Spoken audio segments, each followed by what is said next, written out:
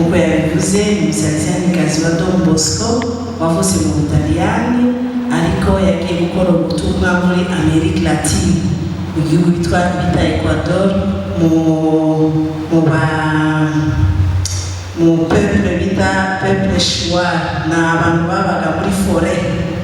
Rero yagiye gukora ubutumwa aho ngaho asanga nyine abo bantu ntabwo bamenanye neza, cyane cyane batinyaga uruhu rw'umweru abazungu.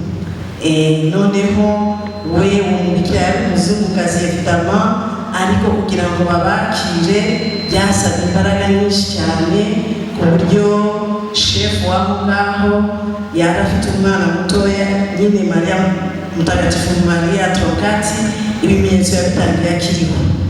Icya mbere na mbere nuko uwo mushefu w'aho ngaho yari afite umwana w'umukobwa mutoya warwaye appendicite yenda gupfa.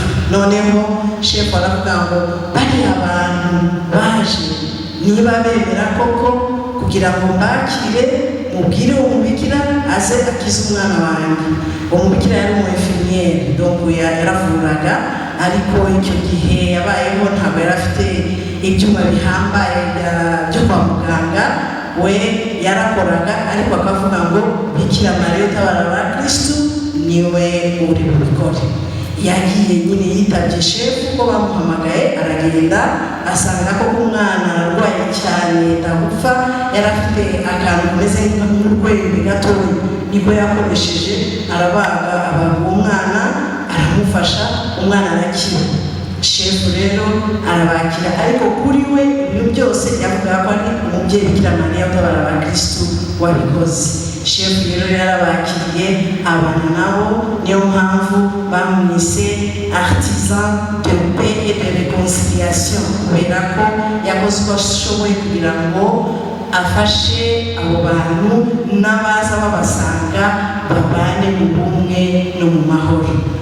Bref, nibyo navuga, ariko ibitangaza byabaye byinshi cyane kugira ngo bamushyire ku meza matagatifu. Byabaye ejo bundi le 19 octobre 2025, yari umunsi mukuru ukomeye cyane muri kiliziya, evidama muri famille salesienne. Rero umutagatifu Mariya Trocati akomeze natwe adusabire.